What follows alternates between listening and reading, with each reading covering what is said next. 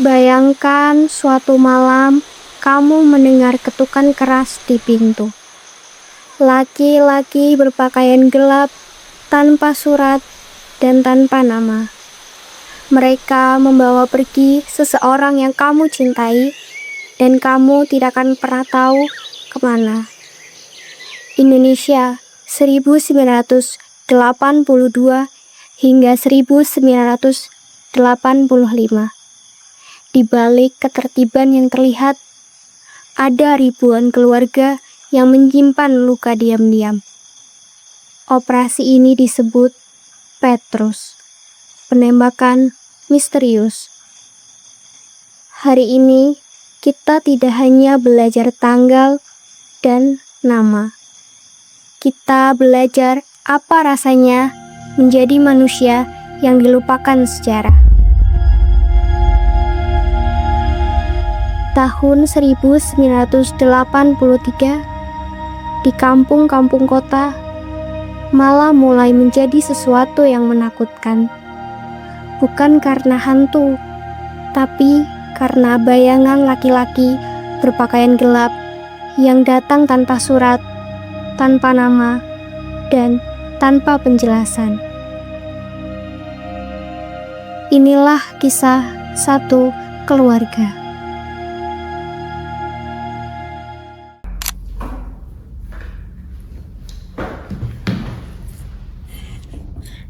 San, kamu udah tahu belum?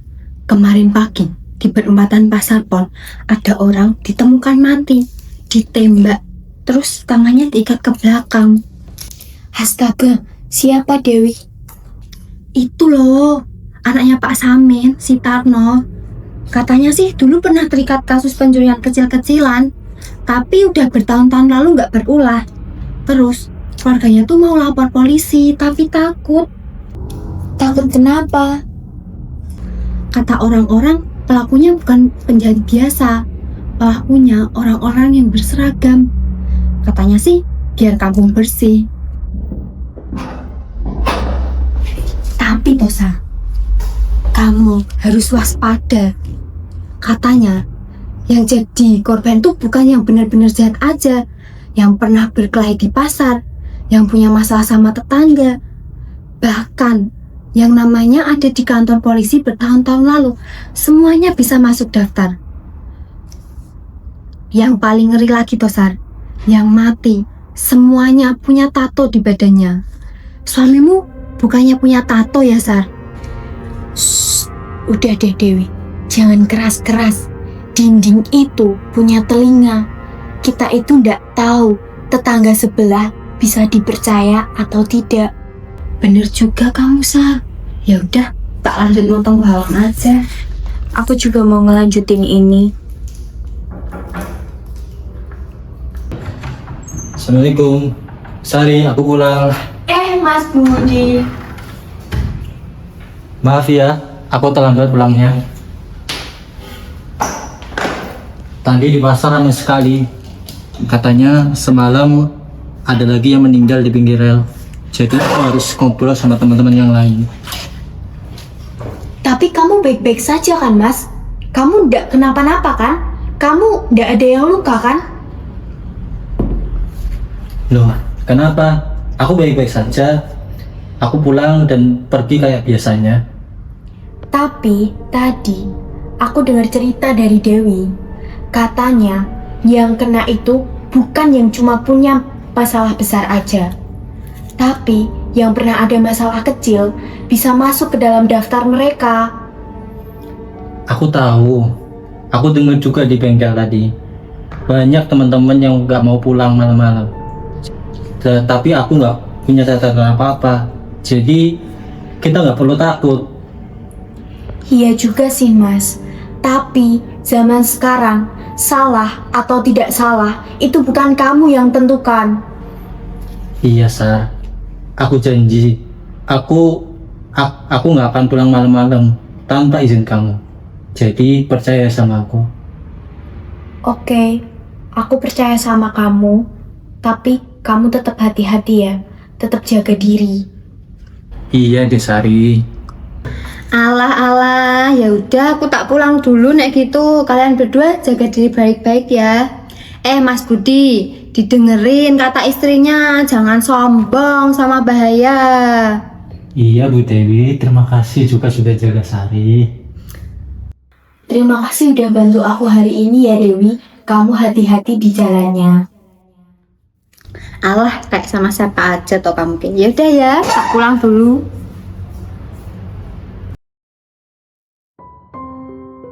Dari malam yang penuh cemas itu, mereka berusaha untuk melupakan gelisah kegundahan tersebut.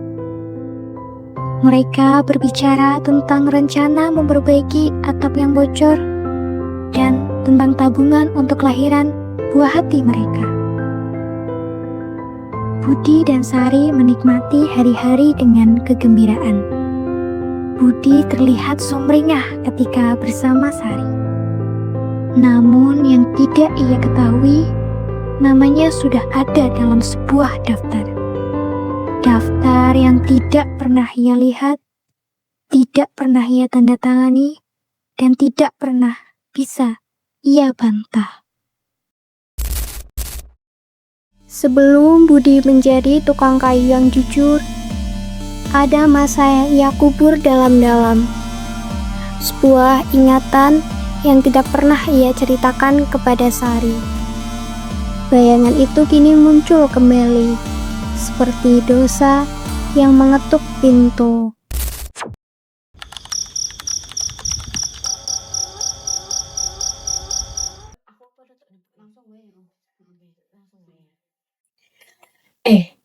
Jam segini Mas Budi kok belum pulang ya Wi? Iya ya, Sar. Mungkin Mas Budi lagi lembur, Sar. Ndak, tadi pagi Mas Budi bilang kalau hari ini tuh dia ndak lembur. Walah, ya udah ditunggu aja dulu. Mungkin sebentar lagi Mas Budinya datang. Aku khawatir Mas Budi kenapa-napa. Enggak, palingan sebentar lagi sudah datang Mas Budinya.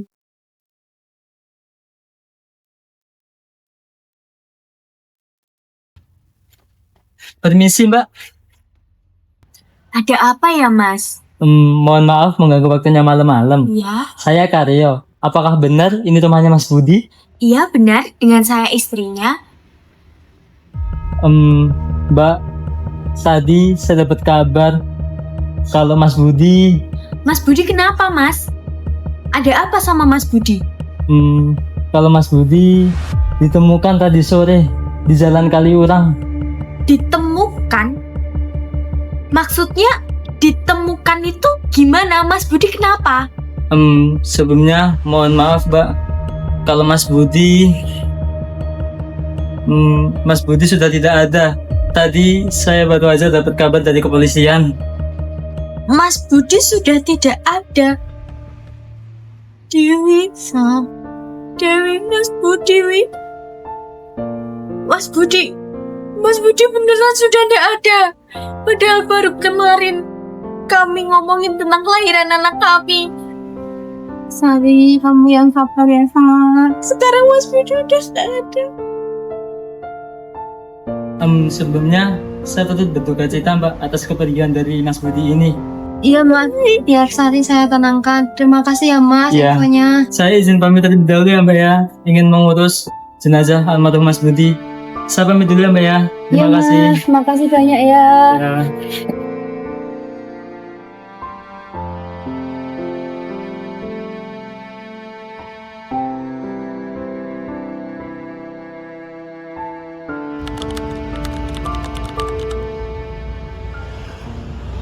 Permisi, selamat malam.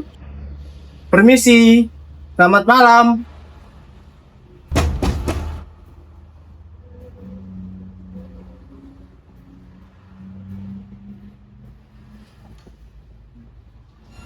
Iya, ada apa ya Mas, Mbak? Permisi, apakah benar ini rumahnya Ibu Sari? Iya, dengan saya sendiri. Perkenalkan, saya Rini, saya mahasiswa IKIP Surakarta. Sebentar Mbak, sepertinya kita enak ngobrol di dalam. Mari masuk terlebih dahulu. Siap, Ibu.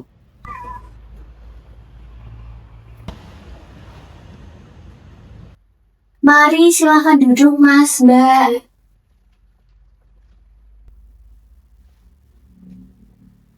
Gimana ya Mas, Mbak? Apa nggak ada yang bisa saya bantu? Pertama-tama, saya turut berduka cita ya Bu atas kepergian suami Ibu. Mohon izin, saya dan Mas Bayu datang ke sini untuk mengumpulkan kesaksian agar kasus seperti ini tidak terjadi lagi, Bu. Untuk apa, Mbak? Saya sudah lapor polisi. Katanya sedang diselidiki. Tapi sampai saat ini, saya belum mendapatkan kabar kembali. Bu Sari, saya Bayu. Saya jurnalis dari Surat Kabar Harian Nusantara. Saya izin bertanya, apakah selama ini Bapak Budi pernah terlibat dalam tindak kriminal? Tidak mungkin, Mas. Suami saya itu cuma seorang tukang kayu biasa. Dia itu bekerja dari subuh sampai sore. Lagipun, sebentar lagi kami akan memiliki anak. Mas Budi mana mungkin menjadi seorang penjahat. Tapi, dulu, sebelum kami menikah, Mas Budi memang pernah salah jalan. Ia bertato. Ia juga bergaul dengan orang-orang yang tidak benar. Tapi setelah itu, ia memilih pergi. Ia memilih kami.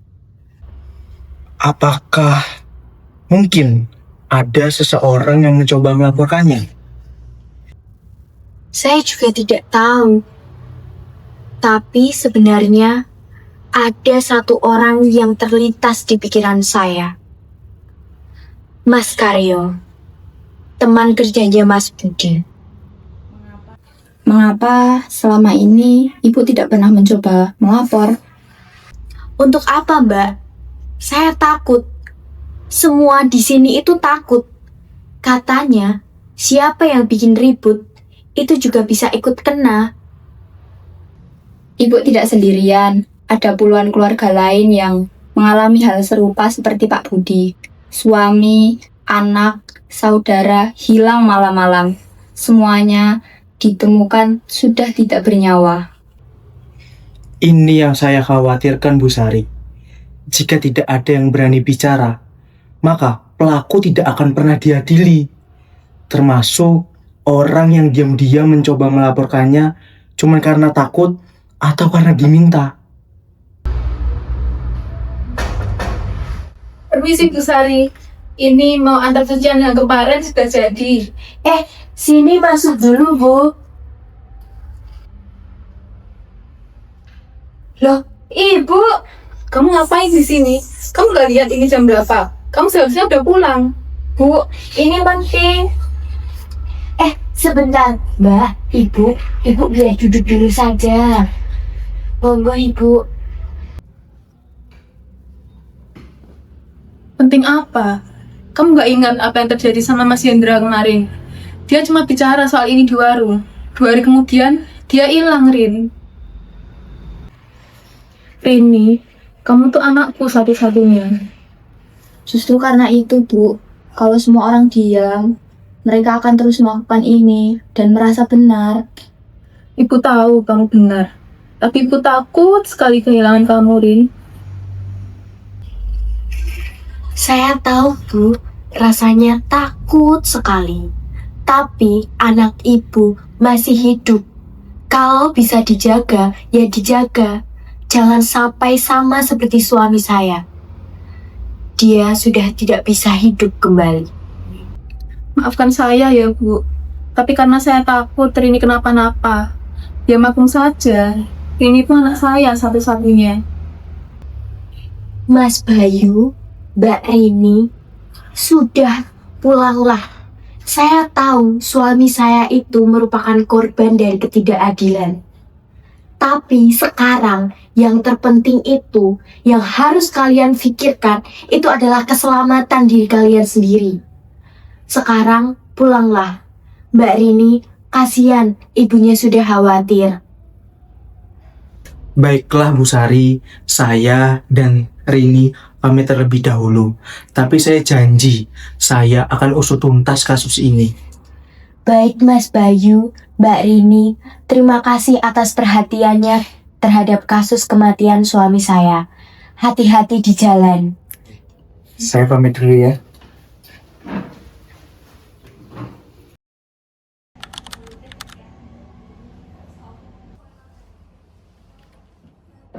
Siang Bu Ratna.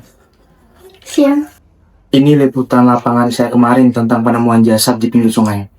Saksi mata termasuk Bu Sari istrinya bersumpah bahwa suaminya bukan kriminal. Kita harus menerbitkan ini sebagai berita utama segera, Bu. Kamu kan tahu risikonya, Bayu. Apa yang akan terjadi pada koran kita kalau sampai kita menurunkan berita ini? Bahkan tadi pagi seseorang menelpon saya mengatakan bahwa kita seharusnya hanya mengeluarkan berita tentang pembangunan saja. Tapi Bu, ini tentang pembunuhan massal yang tidak diproses dengan hukum yang jelas. Kalau kita diam saja, kita sama saja mengkhianati profesi kita. Kamu kan tahu resikonya, Bayu. Koran kita akan dibredel. Karyawan saya akan makan apa? Kamu akan saya gaji pakai apa? Bu, tapi masyarakat harus tahu tentang kebenaran berita ini.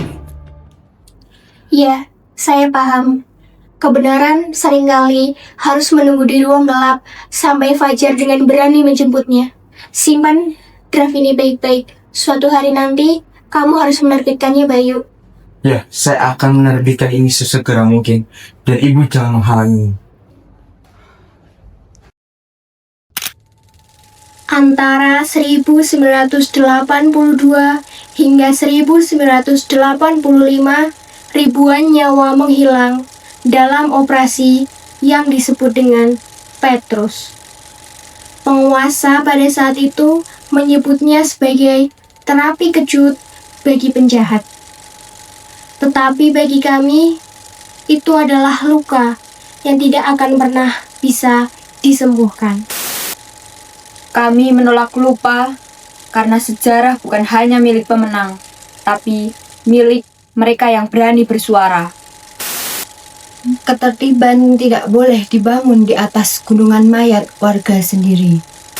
Sejarah adalah tubuh-tubuh yang tidak sempat bercerita. Tugas kita memastikan mereka tidak terlupakan. Sampai hari ini, tak ada permintaan maaf. Tak ada pengadilan bagi mereka yang menarik pelatut di kegelapan malam. Kami tidak meminta banyak. Kami hanya ingin diakui bahwa orang-orang yang kalian buang di pinggir sungai adalah orang-orang yang kami cintai. Demikianlah Operasi Petrus berakhir pada 1985 setelah mendapat tekanan dari dunia internasional, termasuk Amnesty International. Berdasarkan data Kontras, lebih dari 1.000 nyawa melayang tanpa adanya keadilan. Banyak di antaranya adalah orang-orang seperti Budi, dicap berdasarkan penampilan, bukan bukti. Setelah reformasi 1998, Komnas HAM akhirnya menetapkan Petrus sebagai pelanggaran HAM yang berat. Namun, hingga hari ini, belum ada satupun pelaku yang diadili. Para keluarga masih menunggu keadilan yang dijanjikan oleh sebuah negara hukum.